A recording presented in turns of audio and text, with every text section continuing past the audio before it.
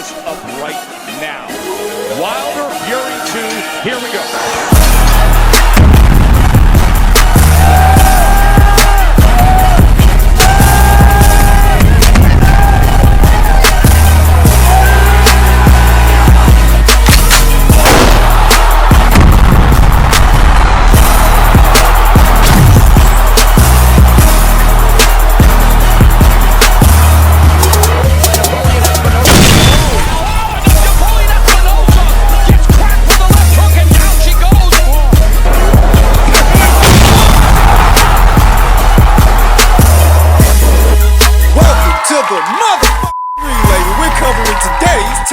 Let's start with this. Well, very soon, the WBO's bantamweight champion hailing from Argentina, Daniela Bermudez, is going to be defending that WBO title against Elise Sanchez. This will be Daniela's fifth defense of the WBO bantamweight title since having won it back in October of 2017.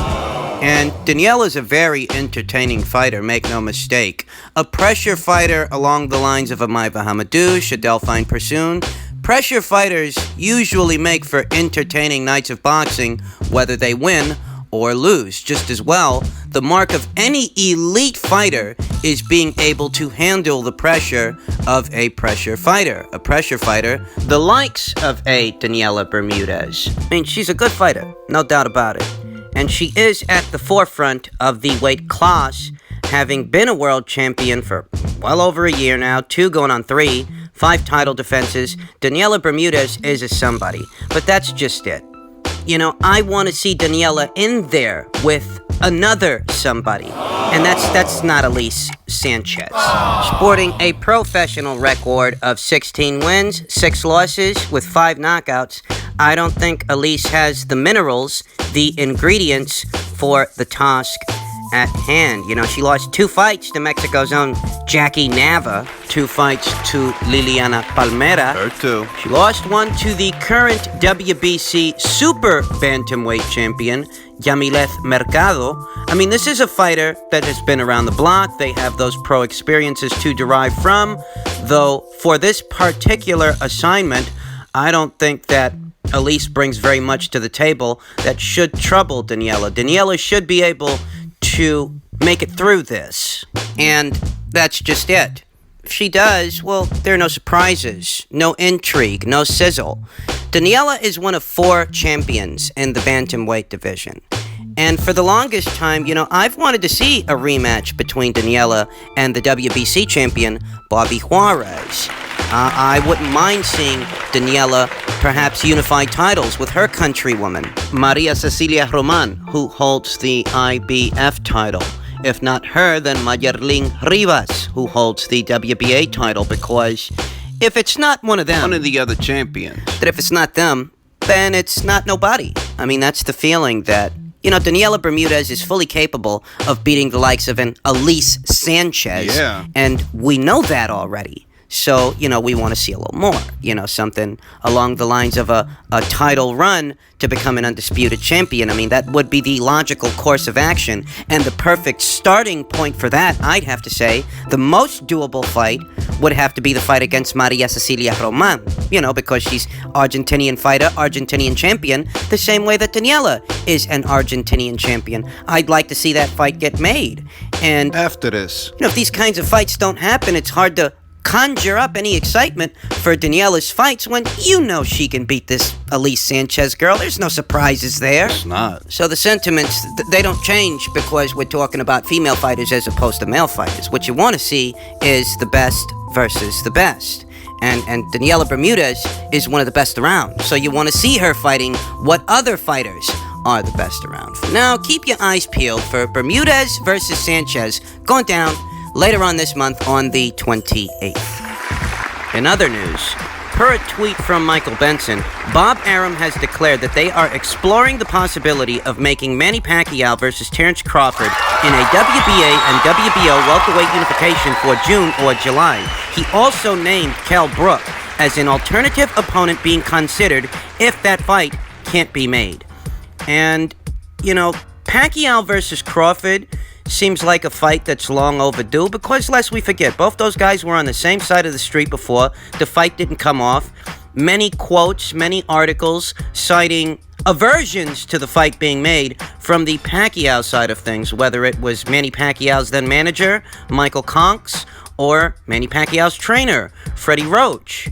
It was a fight where I wasn't holding my breath to see it, and even now, in light of this recent news, I'm still not holding my breath. I'd sooner believe that Manny Pacquiao fights Danny Garcia in his very next fight than Terence Crawford. I mean, as far as we know, Manny is still on the PBC side of things, isn't he? Last I checked. And that grants him access to the PBC stable of welterweights, of which there is no shortage of. You're talking about Danny Garcia, you're talking about Sean Porter, you're talking about the unified welterweight champion, Errol Spence. Those are all feasible options for Manny Pacquiao. And even outside of those options, you gotta be realistic. Manny's 40 years old, right? And he could have a fight with one of those fighters as easily as he could have a fight with Terence Crawford, but he could also have a fight with the winner of Mikey Garcia versus Jesse Vargas, provided that Mikey Garcia emerges the victor, because as we all know, Manny's already been there and done that with Jesse Vargas. If Mikey wins this weekend's upcoming fight, I could see him fighting Mikey Garcia, and I'm sure that Mikey is receptive to a Pacquiao fight. That's exactly the kind of fight that he's looking for. Given what Mikey showed against Errol, I'm sure that, for Manny, he might be receptive to a Mikey Garcia fight. Yeah. Essentially what I'm getting at is, in spite of this talk from Bob Arum, exploring the possibility of Crawford versus Pacquiao in 2020, in spite of this, I'm still not holding my breath to see that fight. I still think that there are more realistic options for Manny. More likely ones. Outside of a Terence Crawford fight. Now, on the off chance that the fight gets made, the off chance that that fight becomes a reality in 2020, I'd go with Terence Crawford. Without a shadow of a doubt in my mind, I'd go with Terence Crawford to win that fight and retire Manny Pacquiao. I mean, that's a big part of the reason that I don't think it's a realistic option, because it's risky. Freddie Roach knows what the danger is. He does. And I'm sure that Sean Gibbons does as well. That Manny can still make himself a nice chunk of change fighting other guys that aren't as risky as Terence Crawford. But the off chance that the fight gets made, I'd pick Crawford to win that thing. This ain't Pacquiao versus Thurman. It's not. To where anything can happen because Manny's old, but Thurman hasn't been looking his best, and he hasn't been very active. There's no air of spontaneity here. Not very many surprises. In all the ways there was an air of spontaneity in Pacquiao versus Thurman, albeit for the wrong reasons. It was a fight where you could say, anything can happen. Thurman is the much younger guy. He can punch. He's got a good set of legs, but he's been looking shit. He went life or death with Josecito Lopez, and he hadn't been very active the last couple of years. And when it came to Manny, it's a lot more simple. Manny's a great fighter, far more accomplished than Keith Thurman, but he's old. That was the air of intrigue with that fight. And a Crawford situation is nothing like that situation, because Crawford don't balloon in weight between fights the way that Keefe does. I mean, have you guys seen what Terence Crawford does on his downtime? He's helping his stablemates in their camps and visiting them in camp, sparring with these guys, whilst simultaneously staying sharp himself. This is a consummate professional that you'd be dealing with, not a fat and happy fighter like those PBC guys who are in a perpetual state of holiday. The kind of guys that can be caught asleep at the wheel. That is not the case with Terence Crawford, okay?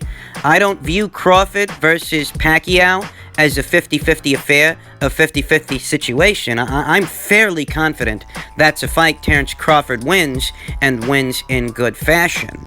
There's not as much room to get it wrong. Not when it comes to that fight, okay? I reiterate, I don't view that as a 50-50 fight. Now, if Manny decides to go the other way, the fight doesn't come off, for whatever reason, I'm not judging, okay? I say it all the time. Manny Pacquiao has nothing left to prove to anyone, this generation of welterweights least of all. But, if he decides to go the other way and it becomes a Crawford versus Brook situation, I'll take that fight too. I'll take that fight too, because we all know what's going on and what's been going on. The PBC stable of welterweights have decided to willfully look the other way when it comes to Terence Crawford. They don't want to take his belt. They don't want to take what he's got. At least not right now. Nobody seems to really be stepping up to the plate. For Crawford. And because that's going on, it leaves him with a scarcity of opponents. So if the best thing they can do is conjure up Kell Brook, so be it, okay? If Brook wants the fight and Crawford wants the fight because the PBC kids don't want the fight, fuck it. I'll take it. I have serious questions as far as the state of Kell Brook trying to make 147. He just had a really good showing in his last fight, but that fight was at 154, you understand, not 147. A better weight for Kell Brook, who struggled to make the welterweight limit for a very long time. He hasn't been back there since. He hasn't been back there. The loss to Errol Spence 2 or 3 years ago. He's been campaigning as a junior middleweight. It's a better weight for him. And he goes down to 47. There's some serious questions to be asked. Can he really make that weight and be fighting fit, healthy? I mean, you got making the weight, and then you got being able to perform. And those two things actually are mutually exclusive. Ain't the same thing. You fuck around, you make the weight, but you're so drained, you're so gaunt, the night of the fight, you got no fight left in you. You know, that can happen, okay? It has. So those are the kinds of questions ahead of that particular situation. But if Brook thinks he can do it, and Brook wants it, hey, fuck it. The other question associated with the Crawford versus Brook fight is where do they mean to stage it and how do they mean to deliver it? I.e., would this be a regular ESPN fight or would they try to stage this as a pay-per-view? I'll say, from where I'm sitting, I think they should avoid going down the pay-per-view route, it being that here in America, there's no demand for that fight. Nope. You know, you can't convince people that they want something they weren't asking you for. You get me? The demand for a fight, which warrants staging it as a pay-per-view, it has to come from the ground up.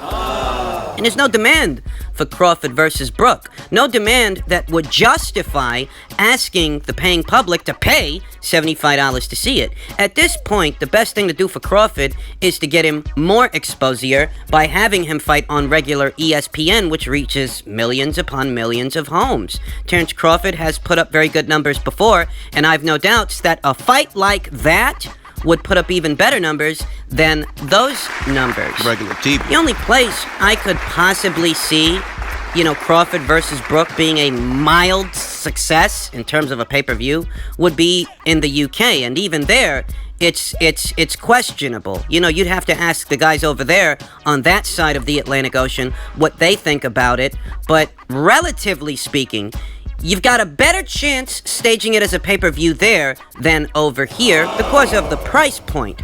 Americans ain't down to pay $75, I don't think, for Crawford versus Brook. I mean, we saw what the Khan fight did, right? Right. So there's your point of reference. Right. Whereas over there, it is substantially less for the UK fans to pay for a pay-per-view, but the same applies. There has to be a demand. There has to be some grassroots kind of movement, some kind of clamoring for a fight to justify staging it as a pay-per-view, and I'm not sure that's the case when it comes to Crawford and Brook. Yeah, pretty much. I think they should avoid going that route and, put it on regular ESPN and see if they can work it out that way. There are some issues to be addressed because I've no doubts that Kell Brook wants hefty compensation for going down to 147 and taking on Terence Crawford. The kind of compensation to where you might have to stage it as a pay-per-view to give this guy what he wants. But if you do, you're running the risk of flopping again. So I don't know, I don't know. It's a decent fight. It's about as decent a fight as you could make given the circumstances, but there are issues to be addressed. In lightweight news, the Ryan Garcia versus Jorge Linares fight appears to be all but done per a tweet from Michael Benson by way of Eric Gomez, and now it's just a question of finalizing some details. There has been some desire expressed to see Ryan Garcia start to take on the killers of the lightweight division, and I think that that's more or less what he's starting to do. understand that everybody's not going to shoot out like a bat out of hell the way that Vasyl Lomachenko did. You know, he had that amateur pedigree which allowed him to do that, being a two-time Olympic gold medalist. But not everybody is a two-time Olympic gold medalist, so these young fighters like a Ryan Garcia or a Devin Haney, that they require some bring-along. And that's what we're seeing from Ryan, although I will say he is on the right track. What he just did to Francisco Fonseca was sensational. What he did to Duno was sensational. And if he does this to a former champion, 3-division champion in Jorge Linares, if he gets Jorge out of there faster than Vasyl Lomachenko did, that's really saying something. I mean, it really would be saying something about Ryan Garcia. I think it's the ideal fight. I think it's the perfect fight. And if we're looking a little past that fight, if Ryan beats Jorge in good fashion, if he does what's next for him, well, Devin Haney appears to be going up to 140 pounds for some reason, so I don't see why Ryan shouldn't take on the winner of Campbell versus Fortuna, so that he can become a young champion, more or less, the same way that Devin did. We know that both of these guys have each other on their radar. And we know that Ryan Garcia gave a short list of names. He did. In a certain order, and in what order he wants those fights to happen in, Devin Haney's name being the last name on the list. You know, Ryan wants Linares, he wants Gervonta Davis. Luke Campbell. Then sometime thereafter, you know, maybe a Haney fight becomes a possibility. We put our thinking caps on. Let's say that Ryan beats Jorge Linares, right? Right. And then let's say he moves on from that. He fights the winner of Campbell versus Fortuna for the WBC title. One of them is going to be in possession of it. So let's say he fights the winner of that fight. And let's say he beats the winner of that fight. Is it possible that Devin Haney could then use his champion in recess status to force a fight with Ryan Garcia? I think that's a legitimate question. I think that's a question we can ask, a question that might require some clarification, because if Ryan Garcia is in possession of the WBC title, perhaps Devin Haney will have some claim to it and thereby be able to force the fight. We are talking about months from now. We are talking about, you know, a Linares fight, which is a couple months out, and then a fight against either Luke Campbell or Javier Fortuna, which would also be a couple of months out. I mean, we're looking at, you know, perhaps the end of the year to where Ryan Garcia could see himself becoming a world champion, and what would take place thereafter. These are legitimate questions, legitimate possibilities, and if Ryan can add these names to his resume with what he's already doing, that is the year mark that this is a fighter that's going in the right direction. He's on the right track. He already has the makings of a superstar, and this would be the ideal pecking order, allowing him to continually grow as a fighter while he steps up in competition. So I like it.